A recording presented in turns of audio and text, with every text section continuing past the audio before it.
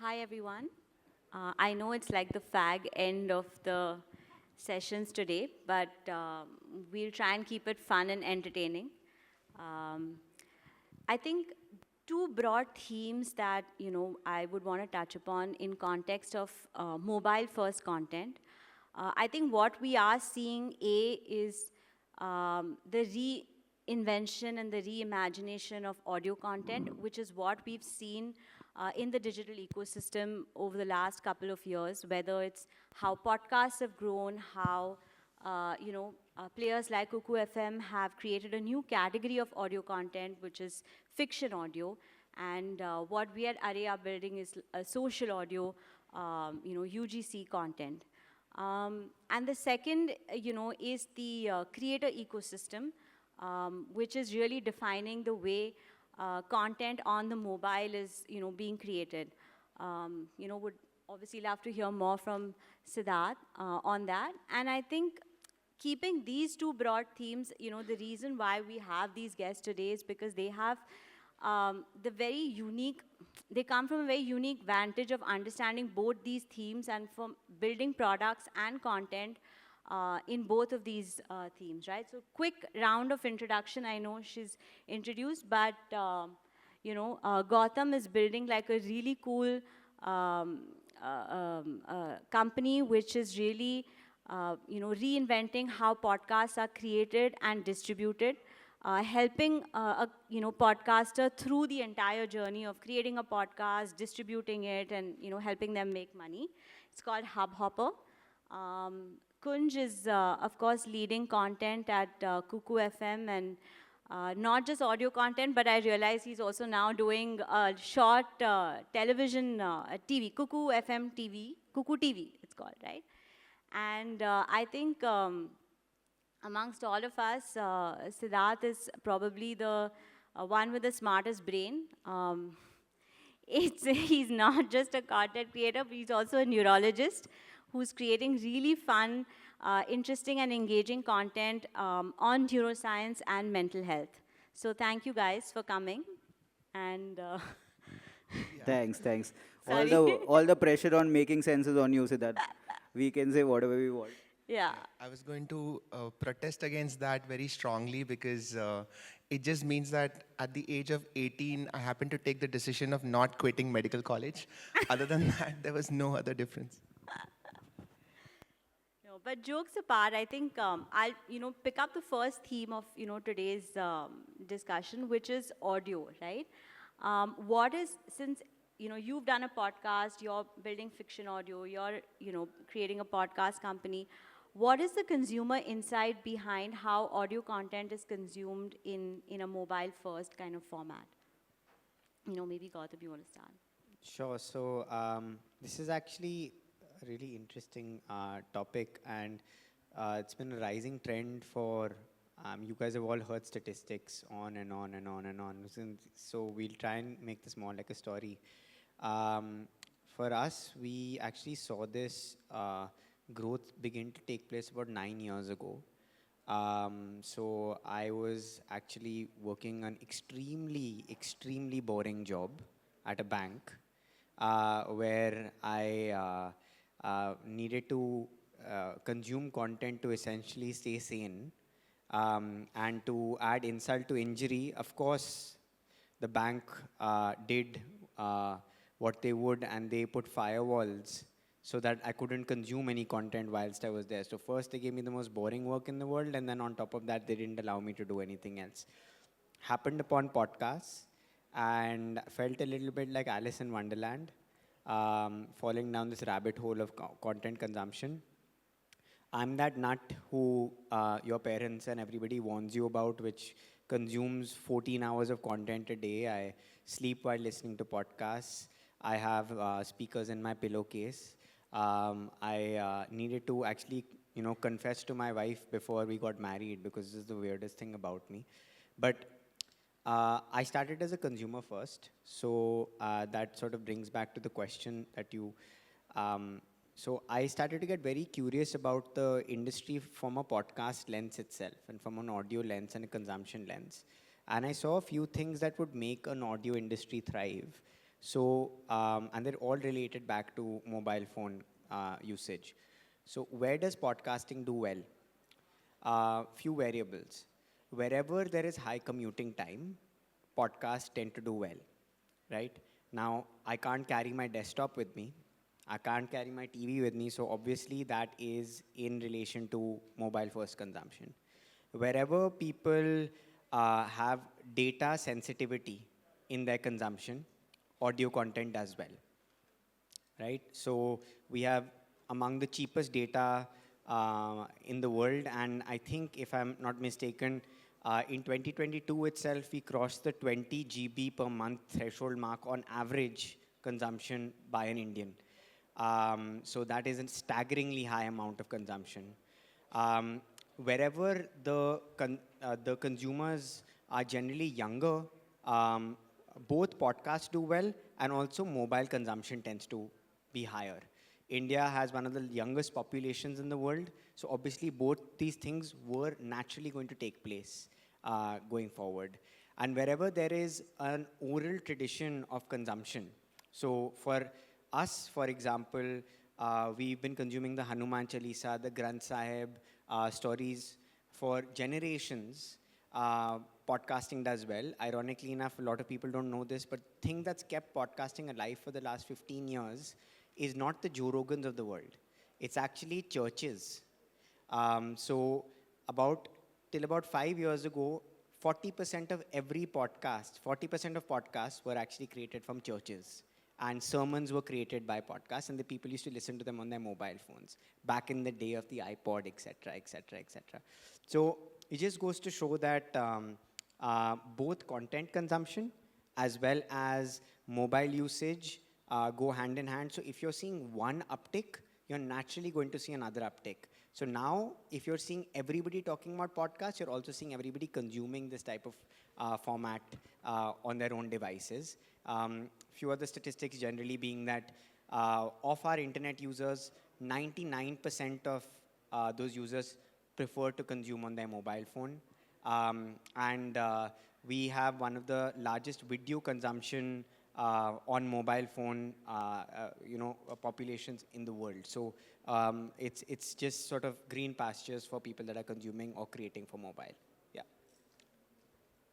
No, that's really interesting, and I think podcasts truly, especially after COVID, saw like a huge upsurge because, for this very reason, right?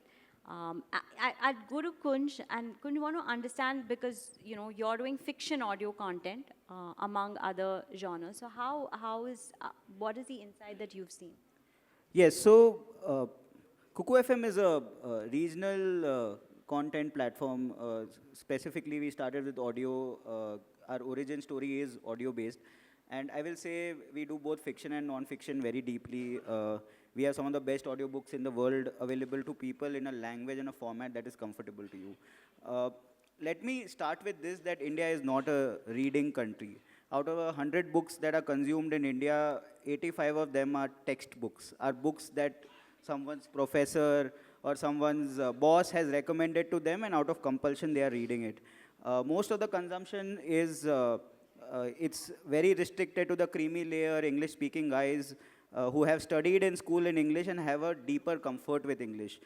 The rest of the population is like us, stuck somewhere in between. The language we speak, the language we learn at school, the language we speak at home, the language we speak with friends, and the language we speak at workplace are 4 different languages. And none of the languages we know very deeply, and hence consumption of stories in a particular language in the reading medium is a very intimate experience that we are not comfortable with. The truth is that there are so many words right now that I'm speaking, I would rather speak in Hindi than in English. And we speak this combination of languages, we call them English, Tanglish, and so on. But it's a language of our own. And I don't think the books today are written in that language or easily consumable in that language. And that is why there is a reason that audio exists, which is that the language we speak to each other in, audio can speak in that language. It can, you don't have to worry about fonts and prints and those kinds of things for audio, and that is why it becomes more accessible. The founders of KuKu FM were Hindi medium guys, Marwadi medium guys, who went to IIT, and for the first time they had to confront English language textbooks. And that's when they had to learn English, because they realized that shit, the best information, the best knowledge, the best entertainment in the world exists in a language that is not accessible to them. So can we reverse this trend? Can the best knowledge in the world be accessible in a language, a format that is comfortable to people? And that's where a genesis of a KuKu FM kind of idea happened. The other thing I want to talk about is that there is an intimacy to audio that doesn't exist in other formats. The book I am reading lies on the shelf, and hence it has to be some nice, fancy bestseller. The show I am watching has to be comfortable for the entire family's consumption, because we are single TV households. But audio, when a housewife is listening to audio in the afternoon in her headphones, she could be listening to stuff that her in-laws or husband or kid doesn't need to know. And that is why there's an intimacy to the audio format that doesn't exist with other formats. When I'm traveling, you gave an example of commuting. If I'm watching on my screen, the people standing over the shoulder behind me are also knowing what am I consuming, and it becomes a sign that, oh, ye वैसे type का आदमी hai, right? But when I'm consuming audio, nobody knows what I'm consuming. Yeah. And then it's my truest self, the guy who's left in his room without anybody being there, and how does he behave, right? That's the behavior we see with audio, and that is why it's a raw, authentic experience, and that is why there is an appeal for audio that exists. The number of hours that are available for audio consumption are massive, because you're not physically restricted to a space where you need to be sitting down and looking at a screen. You could be doing a bunch of things and consuming audio along with that. That is why Netflix will not have any consumption during the working hours on a weekday. But we see massive consumption spikes even at that time, because along with a lot of humdrum work we do and the shitty physical infrastructure around us, we need entertainment. And that's where an audio format really helps. Yeah, no, absolutely. Like, really valid, I think. There is a certain, we were just discussing now that there was certain intimacy and authenticity that audio brings to when you just hear a voice of someone, right? Like, when you're reading, of course, but there is emotion in that. There is a certain feel that you can't get with the written medium or, completely. And Siddharth, I want to ask you, because you've kind of also create video content, and podcasts as well. How do you look at mobile first content in both these formats, video and audio? So the trend has been very interesting because, like Kunj said, most of the books that we read have been educational. Students really consume books, and very few people, relatively speaking, read books for pleasure. But that doesn't mean that they don't want to be entertained. Everyone wants to be entertained, and everyone also wants to be educated. Yeah. Now, the trend is that once you finish college, the pressure of educating yourself is on you. No one else is forcing you to learn more.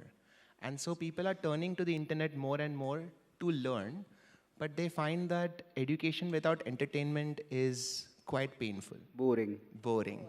So this term of edutainment has really caught on, because we want to learn, but at the same time, we don't want to be bored.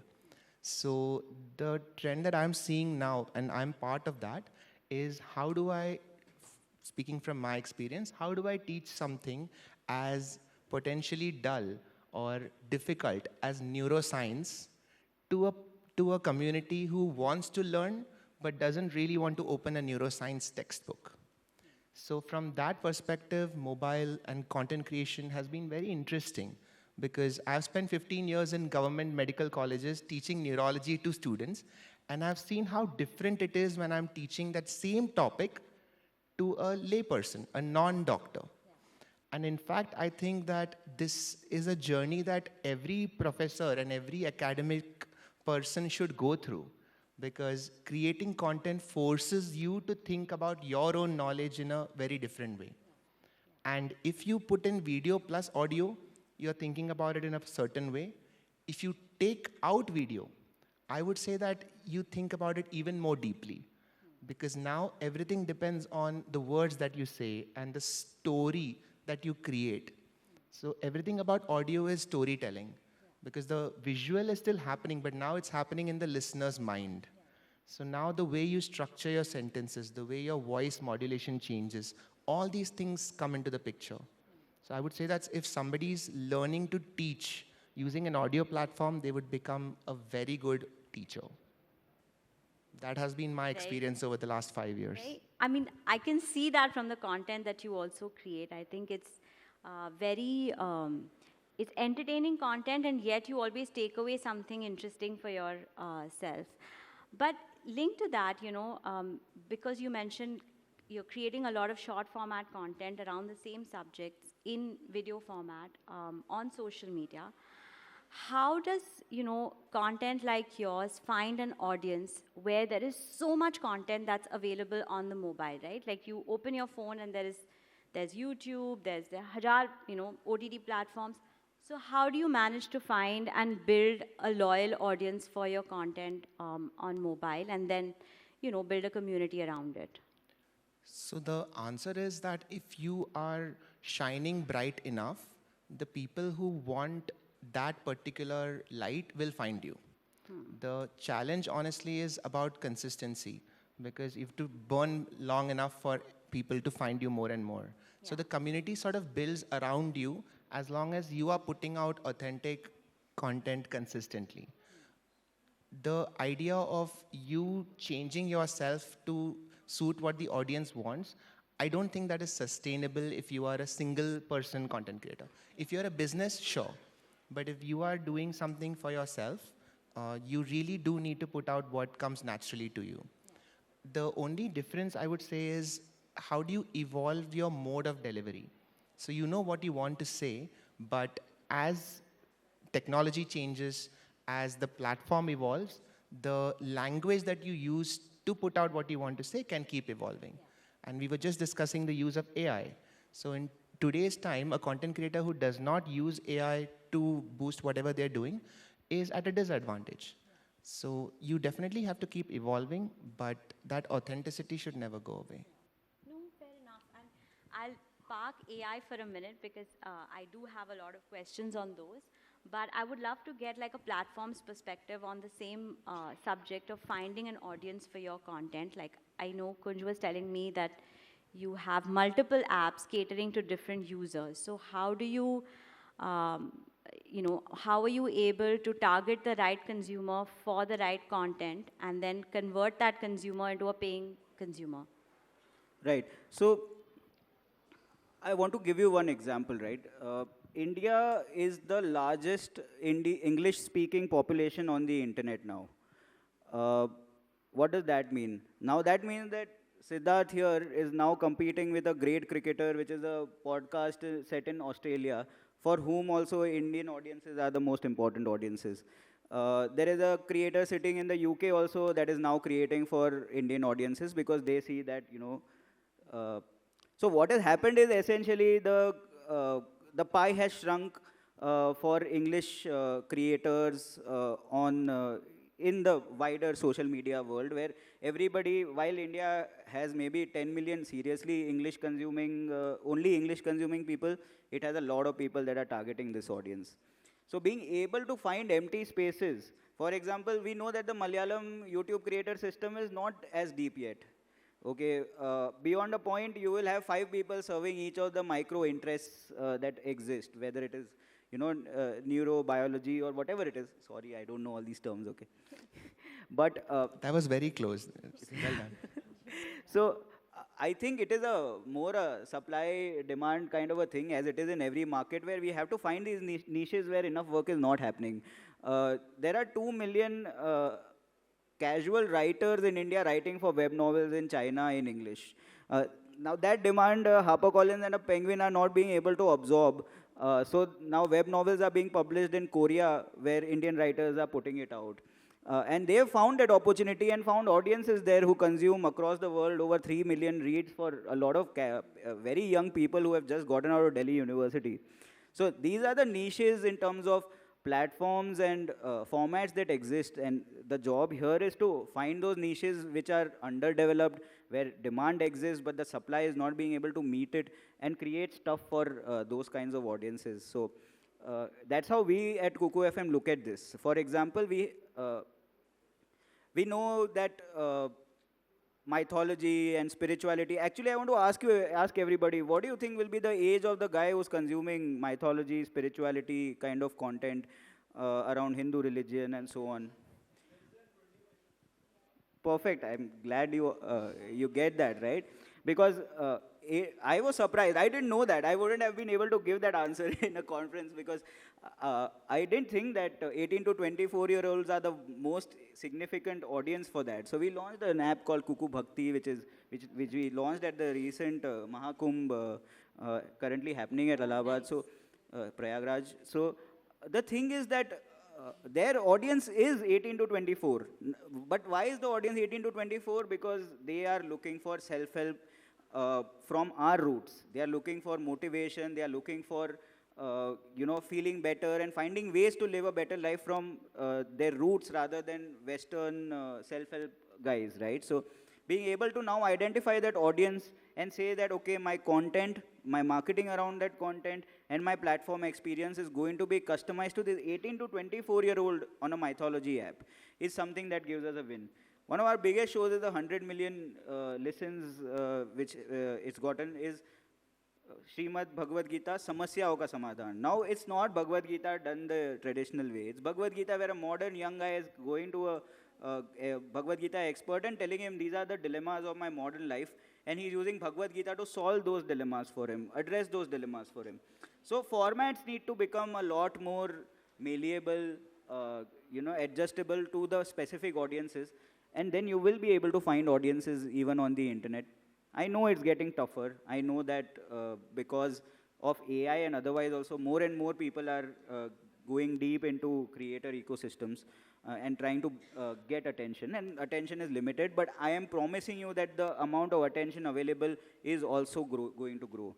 As AI enters our other walks of life, our workplaces, our day-to-day personal lives, is going to free up more time, and where is that time going to go?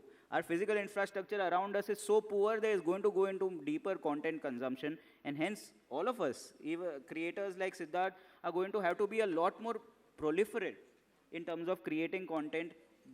Earlier, when you used to put out one show, you are supposed to put out 10 shows now. And I'm telling you, it's possible because of AI today to be able to do that, and we should embrace this trend. I think we've jumped into AI directly. Sorry. Gautam, you want to add something to So this? I think everybody's made some really interesting points. So for example, Kunj was mentioning, like he was mentioning how consumption is very tied to, especially audio consumption is very tied towards stuff that we want to consume in secrecy. And we want to consume just us, right? And that correlates so beautifully with the categories that do well in audio. If you look at the categories, this is the stack rank. The stack rank is devotion. Now, I don't want to be, my time where I'm with God, for example, is my time where I'm with God. This is not a group activity. The second category that works incredibly well is true crime. True crime, once again, is something that I'm feeling afraid. I want to be afraid in my own little. I want to go through that experience myself. That thrill. That thrill myself. Number 3 is, ironically enough, he kept mentioning, like we don't want somebody to be looking over our shoulder. Erotic and erotica audio content does swimmingly well. All right. And the fourth format that works is learning-based content. It's not a tuition center, so it's quite difficult to be learning in a group. So that's one of the reasons why people listen to content and learn much more than they ever could, and that's a great trend for us. I personally am not that afraid of AI because I think about AI like a calculator. You know, when the calculator was invented, there was marches and protests that happened on the street because people were talking about how this machine is going to replace us. What did the calculator do? It didn't replace anybody. It just made people faster, quicker, more agile. And people just had to work around it. So and that's what's going to happen here as well. Next, I think Siddharth was speaking about, the intimacy. Another reason why I'm not that afraid of AI in this regard, I see it as a companion, is because people listen to podcasts for intimacy. Uh, they did a funny study actually, which is they saw what was people's first celebrity crush. You'd be pretty surprised, but one of people's most, recurringly first celebrity crush was not an actor. It was a radio jockey who they never saw before. I personally believed Sarthak from 95 FM was my friend. When I met him like a friend. He met me like stalker. But I met him like a friend. And that's because you have like a really strong association with the people that you listen to, and it's a visceral reaction, it's a visceral feeling, and I think that's just going to carry on. Finally, Niyati was talking about how do you reach the right audiences? Like, how do you make sure that your audience, my belief system is reach all. So Hubhopper as a platform, we saw this as a trend, which is that punting on just one area on one platform is very scary. We need data. So what does Hubhopper do fundamentally is we distribute to all platforms. So we distribute to KuKu, we distribute to Warrier, we distribute to Spotify, we distribute to JioSaavn, we distribute to Ghana, to planes, trains, because I don't know. I mean, I can project and believe that I know where people are going to listen, but once I get data coming in of who they are, where they are, why they're doing this, then I can further double down on the people that I'm going to be listening, catering my content to, and I'll build by TG and ICP from there. So I think even when you guys are looking to put content out there and be your authentic self, don't predict too much. Put it out into the world and just like spread it out, and you may never know who actually falls in love with it. So yeah, that's my thought from here. So. Yeah, no, absolutely.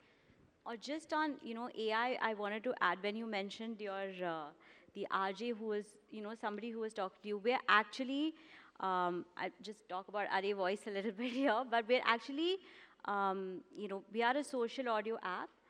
We've introduced AI avatars, which each have a personality. Like one could be a radio jockey, one could be a character, and they'll actually come and talk to human beings as normal people. And we've tried that out, and the conversations are very beautiful. Sometimes they're, actually speaking a lot more sense than some of us. But it's a very interesting because they're almost human-like. Yeah, it's scary. There's a growing trend. I Yeah. saw an article today where a very large number of Gen Alpha kids are finding their first girlfriend as an AI chatbot. Like legitimately, I will send this story out. I'll send this reel out to people. This is really happening. It's very scary. I'm not one of them. No, maybe. I'm joking. We made a show on that, by the way. It was called Aisha, my virtual girlfriend. But okay, the other question that I want to, ask you from a mobile-first content point of view is this eternal debate between short format content and long format, right? Everyone's attention spans have shrunk. We are all used to scrolling through reels, and yet you have people paying you money to listen to long format audio content and listen to long podcasts. So how do you kind of look at this consumer behavior, and how do you program for it when you're deciding your content strategy? Yeah. I'll go. Yeah. Anyone? So I don't think it's short attention spans. It's short consideration windows. So it's like I don't have the patience. It's like what happens in dating. You're not going to go on 5 dates with the same person this time to give that person a chance to get to know him or her and get comfortable with it. You'll go on one or half a date and then decide whether you want to be with this person or you want to do more dates with this person. So same is the case with content. Today we don't consume first episodes also on Netflix. We consume the first 5 minutes, 10 minutes and make a decision of whether this is for me. This means that the consideration windows are short. So you start with a bang. You accept the fact that your audience has evolved in a certain way now. And what you need to do is grab their attention in the first 5-10 minutes. If we all watch Netflix content today, you will know that none of it is slow burn. None of it starts with, start of the story. It starts right in the middle. You are airdropped right in the middle of the story. An action set piece will hit you in the first 15 minutes of the story. And that's what gives the audience the full flavor of, ये किस तरह का show है? Like what kind of a show is this, and is it aligning with me? As long as you get those, if you can win in that short consideration window, the audience, in our experience, has been a lot more patient and goes deep. We've had audiences who give us upwards of 2,000 minutes a month, consuming only one show. Okay, just one show. As long as I keep making content for them, they will keep consuming. When my team takes a break, and maybe we don't release an episode on a Saturday or a Sunday, there are abusive comments everywhere that where are the next episodes? What is wrong with you guys? I want to know what happened to Dhruv, right? So it's about finding that, helping that audience find that show that is going to keep them hooked. And you have shorter consideration windows, and that's a challenge that as creative people we should be up for. Rather than judging their attention spans, we should be figuring out how can we serve those attention spans, is what I think. I also think that to a very large degree, like I am not a big fan of these binary statements or like this black and white, which is like short form. Short form is working, long form is not working. Is audio working? Is video working? I mean, let's humanize this. Let's say that we were meeting for the first time. If you were meeting for the first time and then I droned on for the next 45 minutes about myself, you will just be like, man, this guy shut up. Like, I'll have a short version of what I'm going to tell you about myself, my elevator, and I'm going to possibly have that elevator with you for the first couple of times that we meet. I'm in Delhi, because that's just the way Delhi is. You probably have it 15 times before you actually have one meaningful conversation with somebody. But when you have that meaningful conversation with that person, then that person, you're committed to having that meaningful conversation with person. And once again with Delhi, then you die with that person. You'll carry on, and you and that person will basically go to your grave together. So I think like it's not binary, man. You have to go short first and then you go long, man. I like the metaphor of dating, especially when he said start with a bang. I thought that was a pretty nice advice. But it does apply to content as well, because while scrolling does feel like flipping through different options, we can never overestimate how much we want comfort. Every human being is looking for comfort, whether it's in dating or whether it's in content. And if a content creator or any kind of story is able to establish a level of comfort with their audience, then the audience will keep coming back. So what they're looking for is a comfort space, a safe space. And that should be the aim. So grabbing attention in the first 5 minutes is important, but they will stick around only if it's comfortable. Like every time we introduce, one of those Bandersnatch things where you have to make choices. Every point of choice leads to audience drop off.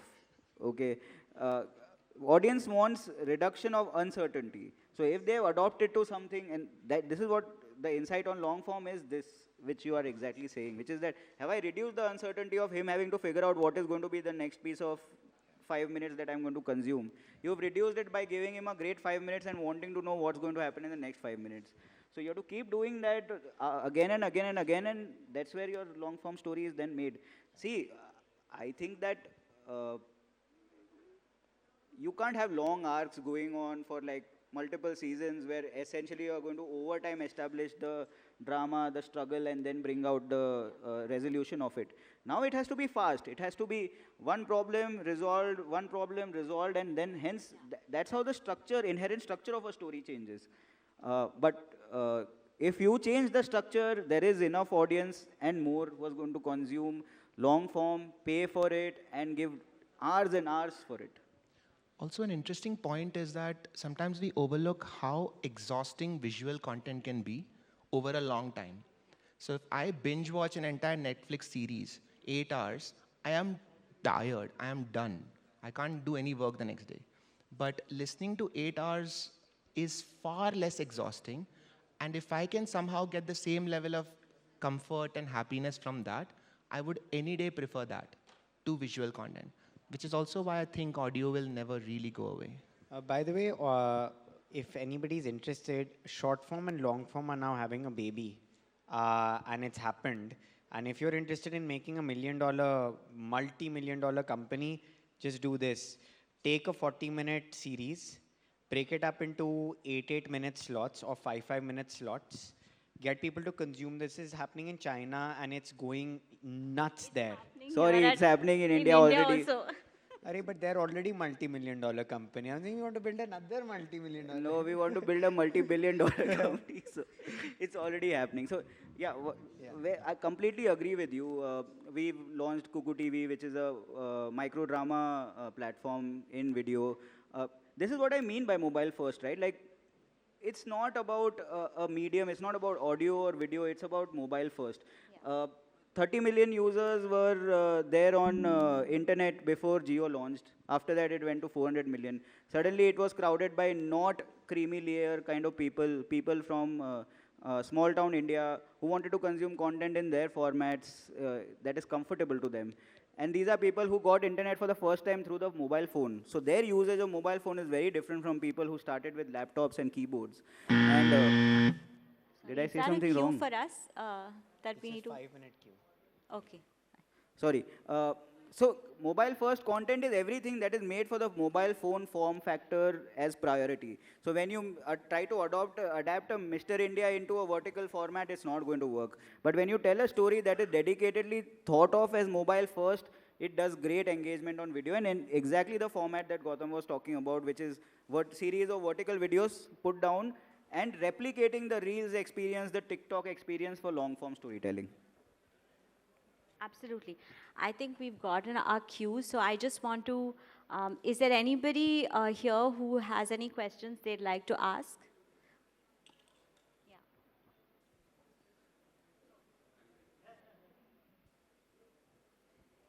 Hello, hi. Thank you so much for a great panel, first of all. We learned a lot. My quick question to you would be, if I were to start, let's say I want to be a content creator today, what should I go ahead with? Should I jump into the long form YouTube? Should I jump into the Reels? Or should I jump into the baby you just mentioned? All of it. But we have to start with one, right? No? You would say all of it? Okay. I Today think you with can, the, sorry, I'm just going to do a little plug here. Maybe you should try Array Voice. It's the easiest way to start your creation journey. But I'll let Siddharth probably, considering that he's made a business out of being a content creator, tell you. So I would say that the most important thing would be to figure out what is it that you want to say. Because I do believe that everything stems from that, the intention of what is it you want to say. And you will find that any thought can be converted into any platform.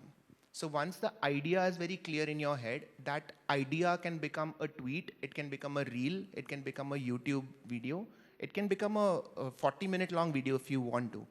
And the way that you approach each translation is different.